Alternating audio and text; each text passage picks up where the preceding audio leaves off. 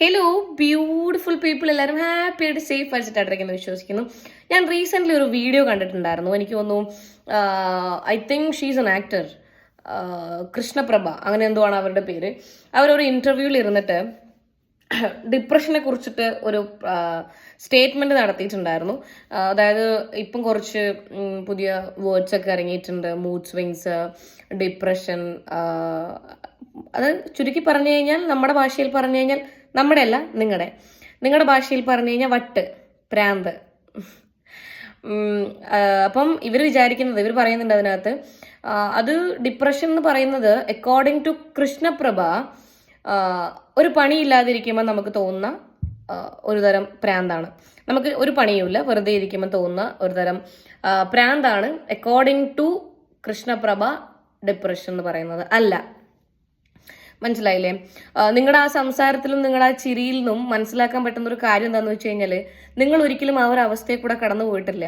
ഈ ഡിപ്രഷൻ എന്ന് പറയുന്ന ഒരു സ്റ്റേജ് ഉണ്ടല്ലോ, അതിൽ കൂടെ നിങ്ങൾ കടന്നു പോയിട്ടില്ല. പോയൊരു വ്യക്തിയാണെന്നുണ്ടെങ്കിൽ ഒരിക്കലും നിങ്ങൾക്ക് ആ ഒരു വേർഡ് നിങ്ങൾ പറയുമ്പോഴോ, അല്ലെങ്കിൽ നിങ്ങൾ ഓപ്പോസിറ്റ് ഇരിക്കുന്ന ഒരാൾ ആ വേർഡ് യൂസ് ചെയ്യുമ്പോഴോ നിങ്ങൾക്ക് ചിരിക്കാൻ പറ്റില്ല. മനസ്സിലായില്ലേ? ഞാൻ ഈ പറയുന്ന സമയത്ത് അത് റിലേറ്റഡ് ആവുന്ന ഒരുപാട് ആൾക്കാരുണ്ട്. എനിക്കത് പറയാൻ പറ്റും, കാരണം ഞാൻ എൻ്റെ പല വീഡിയോസിലും പറഞ്ഞിട്ടുണ്ട്. I went through depression. ആ ഒരു സ്റ്റേജ് ഞാൻ ഗോ ത്രൂ ചെയ്ത ഒരാളാണ്. ഞാൻ കൺസൾട്ടേഷൻ എടുത്തുകൊണ്ടിരുന്ന ഒരു വ്യക്തിയാണ്. ഞാൻ ടാബ്ലറ്റ് എടുത്തുകൊണ്ടിരുന്ന ഒരു വ്യക്തിയാണ്. അതുകൊണ്ട് തന്നെ എനിക്ക് വളരെ വളരെ വളരെ വ്യക്തമായിട്ട് അറിയാം ഡിപ്രഷൻ എന്ന് പറഞ്ഞാൽ എന്താണ് എന്നുള്ളത്. അത് നിങ്ങൾ ഈ പറയുന്ന പണിയില്ലാണ്ടിരിക്കുമ്പോൾ തോന്നുന്ന പ്രാന്തല്ല. നിങ്ങൾക്ക് ഈ മെന്റൽ ഹെൽത്തിനെ കുറിച്ച് എന്തറിയാം? ഞാൻ ഈ കൃഷ്ണപ്രഭയോടാണ് ചോദിക്കുന്നത്, എന്തറിഞ്ഞിട്ടാണ് നിങ്ങൾ ഈ ഇന്റർവ്യൂവിൽ പോയി ഇരുന്നിട്ട് ഡിപ്രഷൻ, ആങ്സൈറ്റി, പാനിക് അറ്റാക്സ് ഇതിനൊക്കെ വളരെ സിമ്പിളായിട്ട് കണ്ട് വിളിക്കുന്നത്?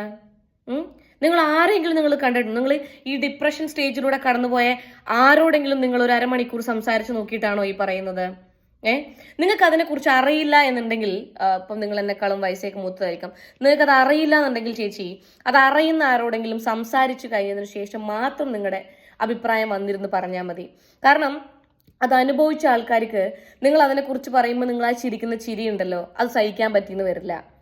മനസ്സിലായില്ലേ? ഞാനൊരു ഉദാഹരണം നിങ്ങൾക്ക് പറഞ്ഞു. നിങ്ങൾ എന്തായാലും നിങ്ങൾക്ക് പണിയില്ലാത്ത ആൾക്കാർക്കാണ് ഈ ഡിപ്രഷൻ വരുന്നതെന്ന് പറഞ്ഞതുകൊണ്ട്, ഫേമസ് ആയിട്ടുള്ള ആക്ട്രസ് ആണ് ദീപിക പദുക്കോൺ. അവർ ഡിപ്രഷൻ സ്റ്റേജിലൂടെ കടന്നു പോയിട്ടുണ്ടായിരുന്നു. എന്തുകൊണ്ടാ? പണിയില്ലാത്തതുകൊണ്ടാ? അവരുടെ കയ്യിൽ പൈസ ഇല്ലാത്തതുകൊണ്ടാ? അല്ലെങ്കിൽ ഹാപ്പിനെസ് തേടി പോകാനുള്ള ഓപ്പർച്യൂണിറ്റീസ് ഇല്ലാത്തതുകൊണ്ടാ? അല്ല. ഈ പറയുന്ന ഫേമസ് ആയിട്ടുള്ള ആക്ട്രസ് ആയിട്ടുള്ള ആലിയ ഭട്ട്, അവരുടെ സിസ്റ്റർ ഡിപ്രഷൻ സ്റ്റേജിലൂടെ കടന്നു പോയതിന്റെ സ്റ്റോറി അവരുടെ ഇന്റർവ്യൂവിൽ പറയുന്നുണ്ട്. നിങ്ങൾക്ക് സമയം കിട്ടുകയാണെന്നുണ്ടെങ്കിൽ ഈ കൃഷ്ണപ്രഭ എന്ന് പറയുന്ന അവരോടാണ് നിങ്ങൾ അതൊക്കെ ഒന്ന് യൂട്യൂബിൽ ഒന്ന് അടിച്ചു നോക്കുക. അപ്പൊ നിങ്ങൾക്ക് മനസ്സിലാവും അവർക്കെന്താ ഒരു പണിയില്ലാത്തതുകൊണ്ടാന്നോ, അല്ല സമയമില്ലാത്തതുകൊണ്ടാന്നോ? അല്ല. മനസ്സിലായില്ലേ? അത് ഗോ ത്രൂ ആയിട്ടുള്ള ആൾക്കാർക്ക് അത് മനസ്സിലാവുള്ളൂ ചേച്ചി. നിങ്ങൾക്കൊന്നും അത് പറഞ്ഞാൽ മനസ്സിലാവില്ല. നമ്മള് ഒരുപാട് പണികൾ ചെയ്തു തീർക്കാനുണ്ടായിട്ടും അതൊന്നും ചെയ്യാൻ പറ്റാതെ ഇരിക്കുന്ന ഒരു അവസ്ഥയുണ്ട്. മനസ്സിലായില്ലേ? നിങ്ങൾ പുറമേ കാണുന്ന കരഞ്ഞുകൊണ്ടിരിക്കുന്ന വ്യക്തികളാണ് ഡിപ്രസ്ഡ് ആയിട്ടുള്ള ആൾക്കാരെന്നല്ല ഞാൻ പറയുന്നത്.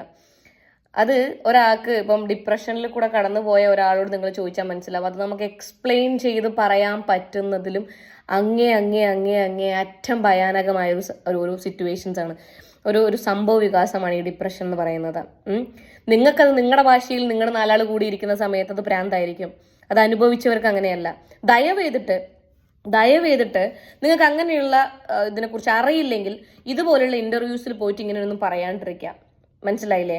ചിലപ്പം ചില ആൾക്കാർക്ക് കല്യാണം കഴിഞ്ഞു കഴിഞ്ഞാൽ ഈ ഒരു സ്റ്റേജ് വരാറുണ്ട്. കാരണം അവർ ഇഷ്ടപ്പെട്ട് ചെയ്തുകൊണ്ടിരുന്ന കുറെ കാര്യങ്ങൾ, ചിലപ്പോൾ ഡാൻസ് പഠിച്ച ആൾക്കാരാവാം, പാട്ട് പഠിച്ച ആൾക്കാരാവാം, അല്ലെങ്കിൽ വേറെ എന്തെങ്കിലും കഴിവുള്ള ആൾക്കാരാവാം. അപ്പോൾ ഒരുമിച്ചുള്ള പാർട്ട്ണർ അല്ലെങ്കിൽ അവരുടെ ഫാമിലി അത് അനുവദിക്കാണ്ടിരിക്കുമ്പം ഒരുപാട് കാലം ഇഷ്ടപ്പെട്ട് ചെയ്ത ഒരു കാര്യം ചെയ്യാതെ ചെയ്യാൻ പറ്റില്ല എന്ന് ആലോചിച്ചുകൊണ്ടിരിക്കുമ്പം അങ്ങനെ ഡിപ്രസ്ഡ് ആയി പോകുന്ന ഒരുപാട് ആൾക്കാരുണ്ട്.